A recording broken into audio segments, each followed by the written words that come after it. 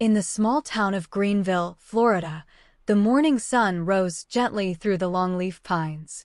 The air was thick with the scent of damp earth and wild honeysuckle.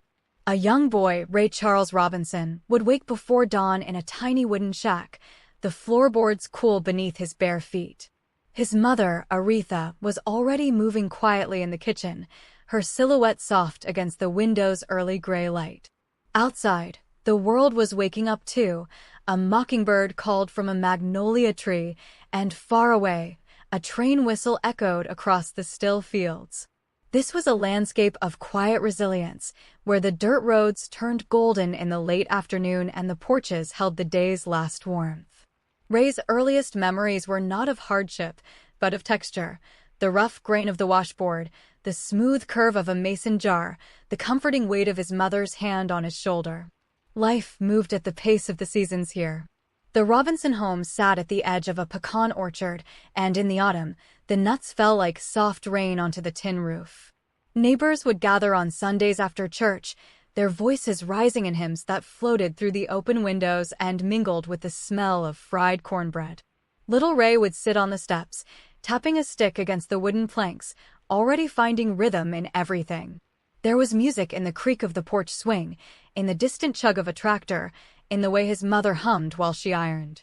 Poverty was present, but it did not define the atmosphere. Rather, there was a kind of humble beauty in the patched curtains lifting in the breeze, in the way light slipped through the cracks of the weathered walls and painted lines across the floor.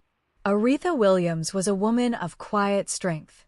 She took in laundry and ironed for white families in town, her hands always moving, always working. In the evenings, she would sit with Ray on the front step and tell him stories, not fairy tales, but true stories of the Bible, of perseverance and hope. Her voice was low and steady, like a river moving through the night.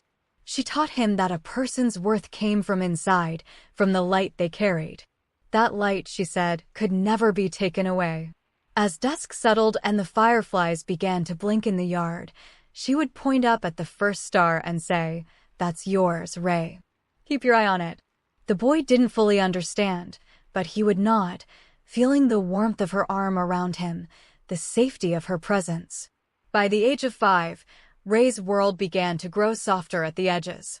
His vision started to blur, the outlines of his mother's face becoming less distinct. He would hold his hand close to his eyes to count his fingers, noticing the world slowly dimming as if twilight were stretching into every hour. Medical care was far away and expensive, and by the time a doctor was consulted, glaucoma had already begun its quiet work. Yet there was no sudden darkness, no terrifying black curtain. It was a gradual fading, like a photograph left too long in the sun. Ray would later recall that losing his sight felt less like an ending and more like a shift in how he paid attention. Sounds became sharper: the rustle of leaves, the rhythm of footsteps, the breath of the wind. During those fading years, his mother taught him to never feel helpless. She gave him simple chores: carrying wood, sweeping the porch, folding laundry, making sure he relied on his hands and his memory. She would describe colors to him: the deep green of pine needles, the orange blaze of a sunset, the bright yellow of the sunflowers that grew by the fence. She painted the world with her words, filling his darkness with images. In the warm kitchen, she stood beside him as he learned to pour water without spilling, her calm voice guiding his hands. "You can do anything," she would say, "you just have to do it a different way." There was no pity in her eyes, only a fierce, gentle belief that became the foundation of his entire life. One afternoon, Ray sat alone on the porch while a gentle rain fell. He could no longer see the rain, but he could hear it tapping on the tin roof, rushing through the gutters, dripping from the eaves. He closed his eyes, though it made no difference now, and let the sound wash over him. In that moment, he discovered something profound. Even in the absence of sight, the world still sang. The rain had a melody, a rhythm, a soul. That was the first time he understood that music wasn't just something you heard, it was something you lived inside. As the storm passed and a soft golden light returned beyond his perception, the scent of wet earth rose up, and somewhere inside him, a quiet hum began, the first note of an extraordinary song he would spend a lifetime composing. When Ray was 7, his mother made the difficult decision to send him to the Florida School for the Deaf and the Blind in St. Augustine. It was a journey of over 100 miles from Greenville, a long and quiet train ride through the heart of Florida. The boy sat by the window, feeling the glass vibrate under his fingertips, the rhythmic click-clack of the wheels becoming a steady lullaby. Outside, the landscape shifted from pine forests to marshland, the scent of salt water beginning to mix with the summer air. He could not see the ancient city with its Spanish coquina walls and moss-draped oaks, but he could sense its age, its slow, unhurried pace. For the first time, he was surrounded by other children who could not see or could not hear, and for the first time, he was among adults who understood that his world was built of sound and touch. The school itself was a collection of stately brick buildings, their walls cool and thick against the Florida heat. Tall windows let in generous light, and the hallways echoed with the tapping of canes and the murmur of lessons.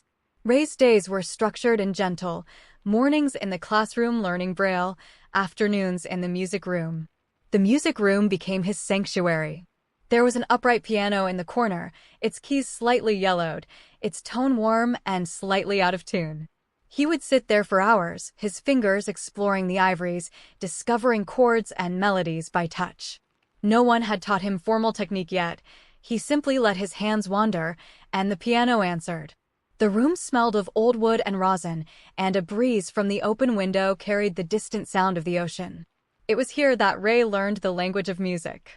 A patient teacher named Mrs. Lawrence guided his hands across the keyboard, showing him scales and arpeggios. But his real education came from the radio in the common room. In the evenings, the students would gather around it, and Ray would press his ear close to the speaker. He absorbed everything: gospel hymns, big band swing, country ballads, the blues. The radio became his window to a world he could not see. He heard the silk of Nat King Cole's voice, the brass of Louis Armstrong's trumpet, the loneliness of Hank Williams' lonesome whippoorwill. None of these styles seemed separate to him. They were all just music, all expressions of the same human heart. That early exposure to the wild, unsegregated garden of American sound planted a seed that would take years to bloom. Despite the warmth of many teachers, Ray also experienced the quiet cruelty of children who did not understand blindness. Some of the older students teased him, taking advantage of his sightlessness in small, unkind ways. But even those moments became lessons in listening. He learned to hear deception in a shifting voice, to sense hostility in a quickening step. In the same way, he learned to feel kindness in a gentle hand on his elbow, in a patient voice that described the shape of a cloud. The world became a rich tapestry of vibrations. He often stood still in the courtyard, feeling the sun on his face, hearing the flutter of pigeon wings from the rooftop, the distant laughter from the girls' dormitory. All of it was music if you listened properly. Piece by piece, Ray built his independence. He learned to walk the full length of the campus without assistance, counting steps, memorizing the texture of the pathways, the smoothness of concrete here, the crunch of gravel there. He practiced Braille until his fingertips grew sensitive enough to read the tiny raised dots. In the evenings, he would sit alone on a wooden bench under a sprawling live oak, its branches draped in Spanish moss that swayed like gentle curtains. The air was thick with the scent of blooming jasmine, and the bell from the nearby cathedral told the hour in deep, resonant tones. He began to compose music in his head during these moments, the melodies intertwined with the sounds of the school, the tolling bell, the rustling moss, the soft footsteps of a passing nun. Music became not just a skill but a way to give back the light he had lost. One afternoon, he played a simple hymn in the chapel for the first time. The small pipe organ breathed under his fingers, filling the sacred space with sound. The stained glass windows, which he could not see, cast colored shadows that moved across the stone floor as the sun shifted. The other students sat in silence, and the teachers bowed their heads. When the last note faded, there was a profound stillness, the kind that holds its breath in gratitude. In that moment, Ray understood that his fingers could create beauty that transcended sight. He had found his voice, even before he had words. The world might remain dark, but inside that darkness, he was planting a garden of sound that would one day feed the souls of millions. At the age of 15, Ray left the Florida school after the death of his mother.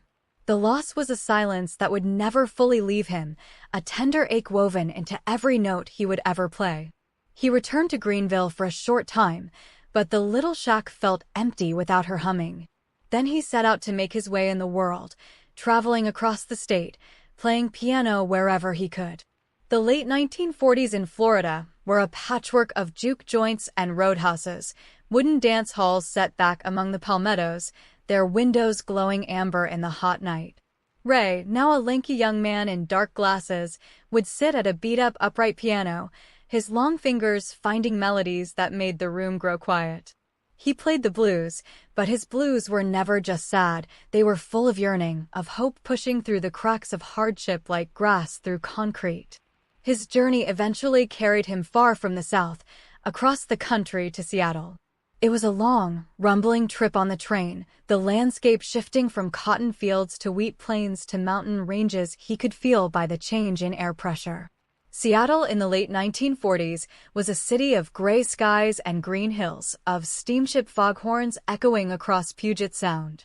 The air was cool and damp, carrying the scent of pine and saltwater. Ray found a room in a boarding house and began playing in clubs along Jackson Street, the center of the city's vibrant jazz scene. Those clubs were intimate spaces with low ceilings and soft red lights, the walls sweating from the heat of bodies and the breath of saxophones. It was here that Ray began to shed his influences and develop his own sound, a blend of the country gospel he grew up with, the sophisticated jazz he now heard, and the raw, honest blues that seemed to live in his bones. The early mornings in Seattle were quiet, a time Ray cherished. He would sit by the window of his rented room, a cup of coffee cooling in his hands, and listen to the city wake. The first trolley bell, the distant bark of a dog, the soft hiss of rain on the rooftops. He could hear the foghorns mourning in the bay, low and long, like the notes of a bass cello. In these solitary hours, he thought about his mother, about the red dirt roads of Greenville, about the feel of her hand on his forehead when he was sick. Memory was a river, and music was the boat he used to navigate it. He began to write songs that carried the weight of those memories, not as burdens but as gifts. A song like Confession Blues, recorded in those early Seattle days, held the gentle ache of a man who had lost much but still believed in love. It was also in Seattle that Ray formed his first significant musical partnership with a young guitarist named Gossie McKee.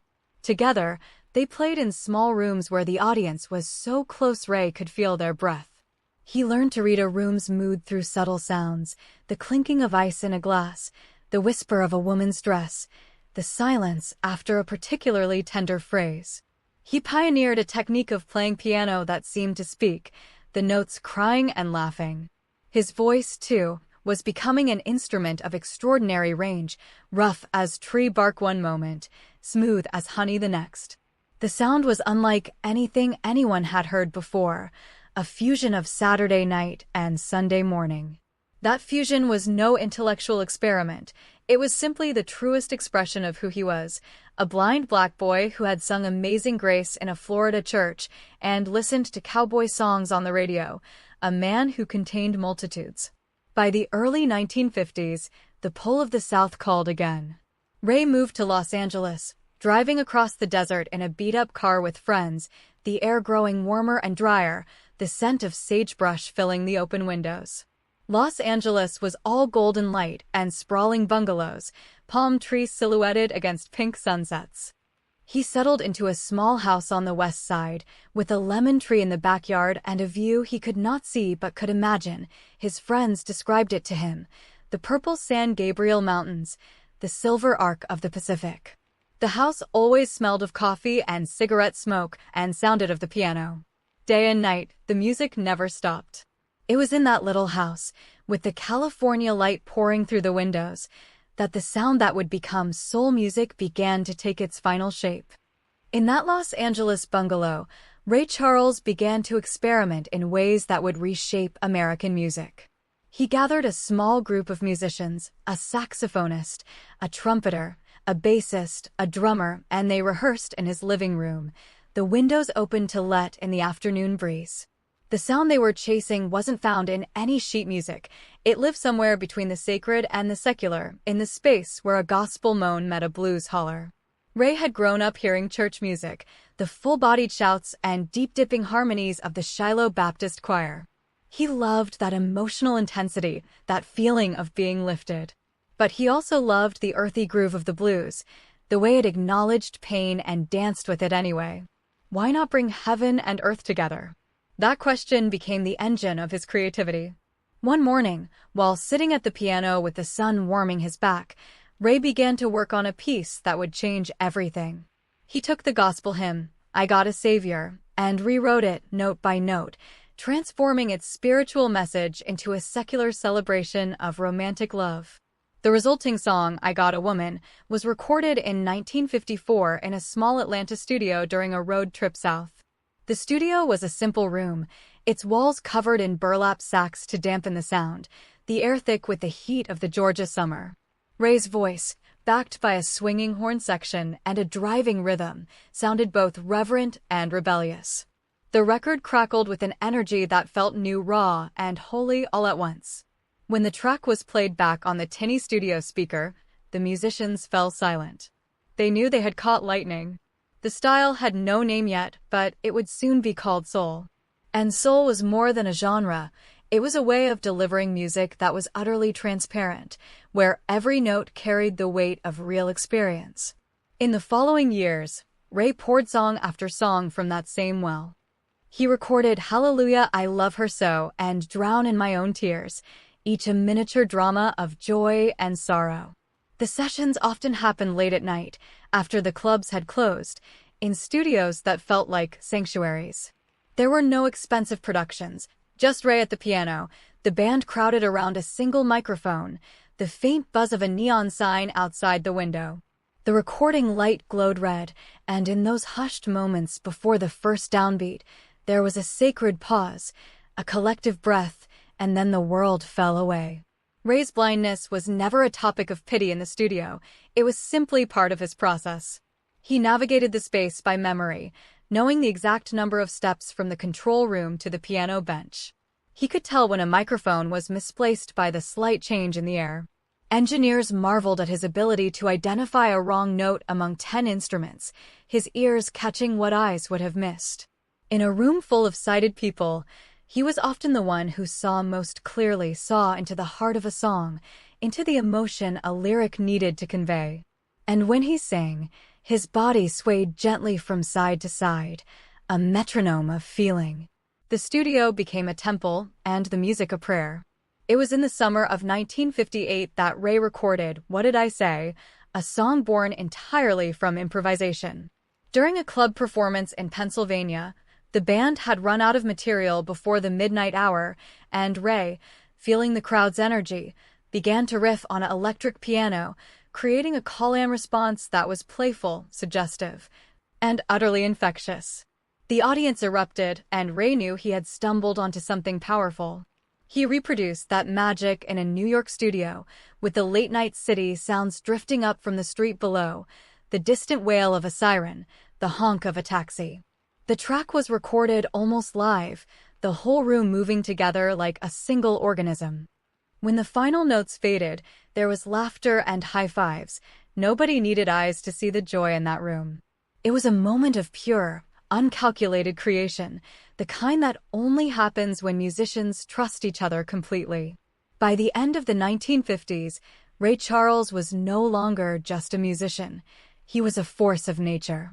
His music crossed the boundaries that so rigidly separated black and white audiences in America. A white teenager in Omaha and a black grandmother in Memphis could be moved by the same song, the same quaver in Ray's voice.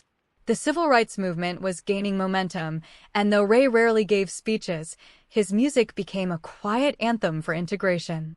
On stage, he sat at the piano, a blind man leading an integrated band, creating a sound that refused to accept the walls the world tried to build.